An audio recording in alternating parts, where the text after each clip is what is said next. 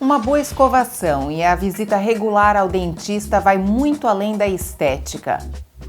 Perda dos dentes, movimentação dos dentes, problemas cardíacos e partos prematuros são alguns dos problemas, algumas das doenças que podem ser acarretadas pela falta de higiene bucal. Acompanhe. Cuidar dos dentes, escovação, fio dental é praxe. Porém, qualquer falha pode levar a problemas mais graves, não só na boca, no organismo todo. Sim, na verdade, a gente tem que focar na prevenção de determinadas doenças. Doenças essas causadas por acúmulo de bactérias na nossa boca e muitas vezes acontecem por falta de informação ou falta de orientação.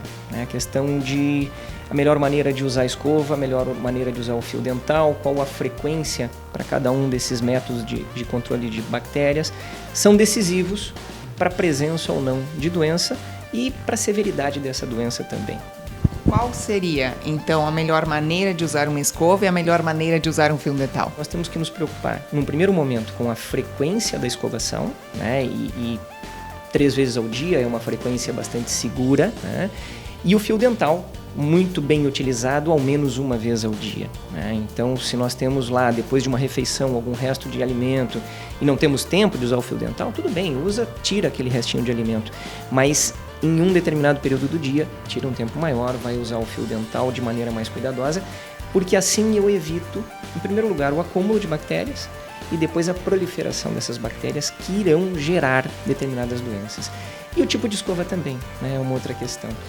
Muita gente acha que a escova mais dura é a escova que limpa melhor.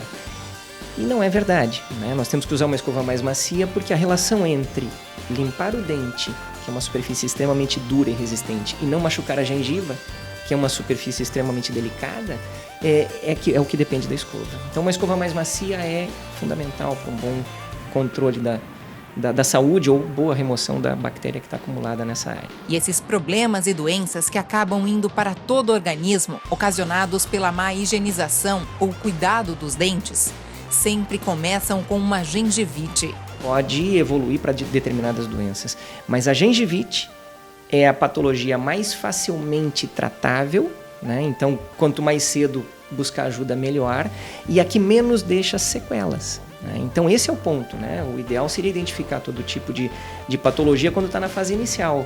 Então, aquele sangramento eventual é o sinal de alerta que nós temos que prestar atenção. A gengivite é facilmente tratável. Agora, se não tratada, pode evoluir para uma periodontite. Aí sim, pode-se desencadear doenças que não ficam restritas só à boca. As bactérias passam para a corrente sanguínea e a situação se agrava e muito. A periodontite já é a forma mais severa, né? Existem diferentes tipos de doenças periodontais, algumas mais severas, outras menos severas, algumas envolvendo um número maior de dentes, outras envolvendo um número menor de dentes. Mas o que caracteriza, na verdade, as diferentes formas de periodontite é a destruição do osso ao redor dos dentes, esse é um ponto fundamental, e alteração a partir disso de posição de dentes, perda de dentes. Mas o que importa nisso? Não são todas as pessoas que vão evoluir de uma gengivite para uma periodontite, né? Muitas pessoas continuarão com a gengivite por muitos e muitos anos, mas uma parcela da população vai evoluir. E isso é geneticamente determinado. Então, o foco ou a preocupação maior está nesses indivíduos que têm uma predisposição genética e vão evoluir, se não tratados na fase de gengivite, para essa periodontite, que leva à perda de dentes quando não tratada, mas também a outros problemas de ordem geral, de saúde geral, que são muitíssimo preocupantes também. A questão é que não existe um exame para saber se a pessoa tem a disposição genética para ter ou não a periodontite, mas sabe-se que metade da população é suscetível.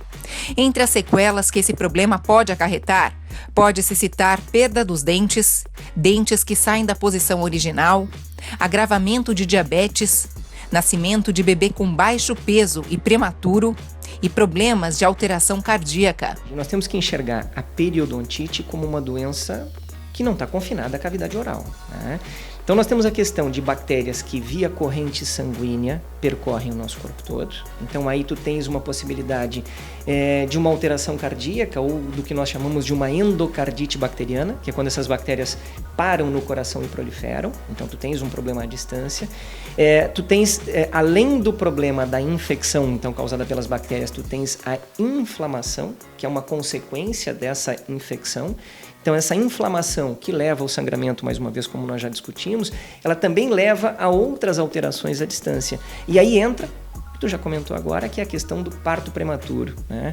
Então, por exemplo, gestantes que têm a doença periodontal severa, elas têm um risco muitíssimo aumentado de que essa gestação seja interrompida precocemente, então o nascimento de bebês prematuros e, por consequência, bebês de baixo peso, que a Organização Mundial de Saúde considera que menos de 2,5 kg seriam bebês de baixo peso ao nascer.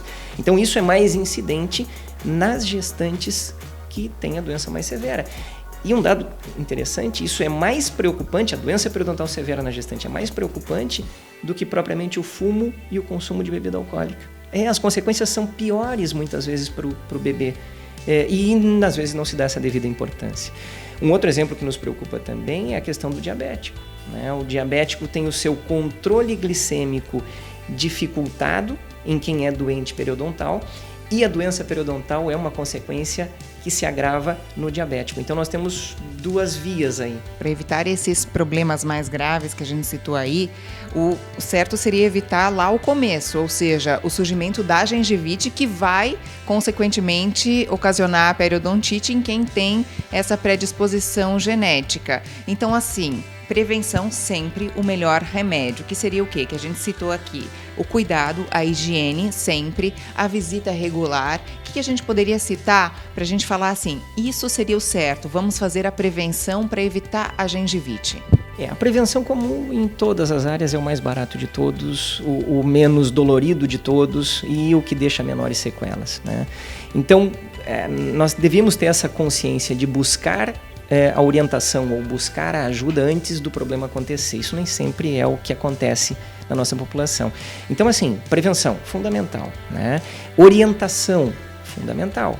Nem todas as pessoas, como eu comentei antes, sabem usar o fio dental ou têm o hábito de usar o fio dental. Então, assim, tem que ser orientadas a isso. Mesmo com todo esse cuidado, mesmo com toda essa prevenção, uma parcela da população vai evoluir para a doença, né? Só que nós teremos muito menos problemas nessa situação. Se ninguém fizer a prevenção, nós vamos tratar só das sequelas da doença, que não é o ideal, né? Então, numa filosofia aí de prevenção, visitas regulares ao dentista, isso é uma coisa fundamental. A frequência de visitas ou a frequência do intervalo entre uma avaliação e outra vai variar de um indivíduo para o outro. Então, o dentista vai te orientar nesse sentido também. Algumas pessoas vêm a cada 6 meses, algumas a cada 4 meses, outras de ano em ano, mas o dentista vai avaliar uma série de fatores para te dizer, olha, no teu caso eu quero te ver com esse X intervalo. E isso, obviamente, vai prevenir a evolução da doença. Não vai evitar por completo, é claro, né? Porque o fato de tu estares frequentando o consultório odontológico não quer dizer que tu nunca mais vai ter problema nenhum, mas diminui absurdamente a possibilidade de que isso aconteça. Então, tu muito bem citou, nós começamos com uma gengivite e as pessoas suscetíveis à periodontite evoluem se não tratadas. Então, é esse percentual da população que nós temos que identificar. Trata a gengivite, porque aí tu nunca vai deixar evoluir para periodontite. Prevenção continua sendo a máxima que tem que estar na cabeça de todo mundo aí.